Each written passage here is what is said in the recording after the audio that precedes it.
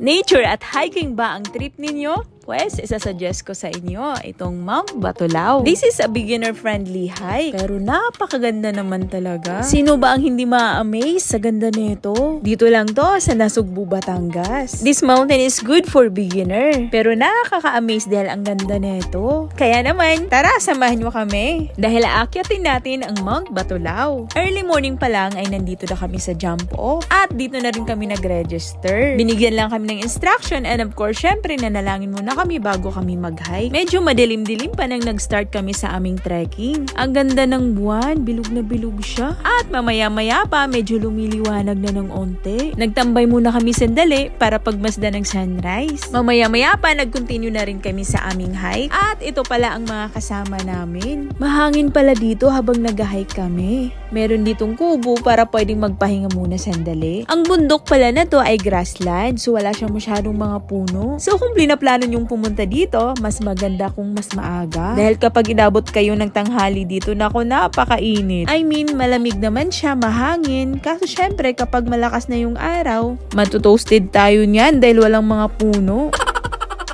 Yung dinadaanan pala namin, ito ay ang new trail dahil meron pala itong old trail pero sabi ng aming tour guide mas mahirap daw doon. Na-amaze talaga ako, ang ganda dito. Isa talaga sa mga nagugustuhan ko sa pag-hike ay napakasarap ng hangin, walang ganyan sa Manila. Ang ganda talaga ng tanawin dito kaya napapatigil talaga ako. Ako kasi yung tipo ng hiker na hindi nagmamadali, ini-enjoy ko lang talaga yung paligid. Ang ganda niya talaga, in fairness. Hindi ko tuloy mapigilang tumigil muna para magpa-picture. Para kasi yung mga ganitong tanawin ay nakikita mo lang sa picture. O diba, nakaka-amaze talaga ang bundok na to. Ang ganda niya. Nga pala, kapag nag-hike kayo, magdala na rin kayo ng jacket or anything na pwedeng i-cover sa inyong katawan dahil mamaya-maya pa umiinit na to. Lalo na kapag tirik na yung araw. Nga pala, yun yung nakalimutan ko.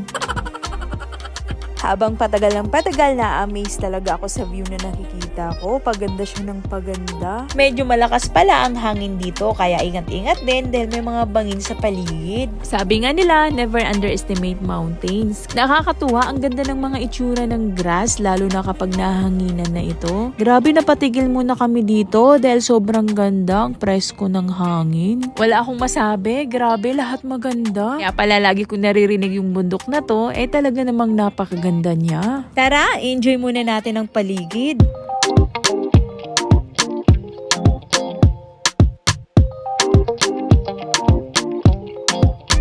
Nga pala, pwede pala dito mag-overnight. Yun naman ang ginagawa ng iba. So tara, tapusin natin to. Unting kembot na lang, malapit na tayo sa summit. So, nasa peak 8 na tayo. Or tinatawag nilang Diana's Peak. Sa part na to, medyo matarik-tarik na. Kaya naman, doble ingat tayo. Lalo na, wala tayong masyadong makakapitan. Dahil yung mga damo, hindi tayo kayang ipaglaban yan. So, unting kembot na lang, malapit na tayo sa peak 8. Medyo natatarikan talaga ako dito. Kasi wala kang masyadong makakapitan Walang mga bato at hindi naman maasahan ng mga damo. Pati yung mga lupa, gumuguho Pero wag kayong matakot. Kayang-kaya naman basta dahan-dahan lang. Sa wakas, nasa peak 8 na tayo. Wow, ito yung tumubad sa amin. Grabe, napakagandang view. Pero syempre, dapat mag-ingat tayo dahil unting apakan lang to. May sumama pa sa aming aso. Ang cute naman nito, tinulugan niya lang. Tara, i-enjoy muna natin. Grabe, ang ganda ng spot na to. Hindi pwedeng hindi kayo magpa-picture dito.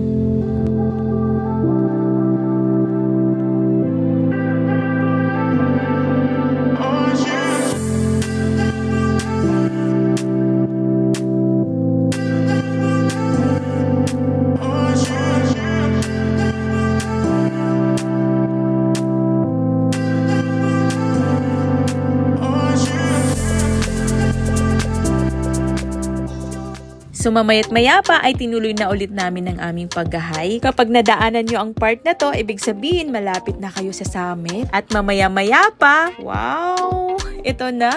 Sa wakas, nasa summit na tayo.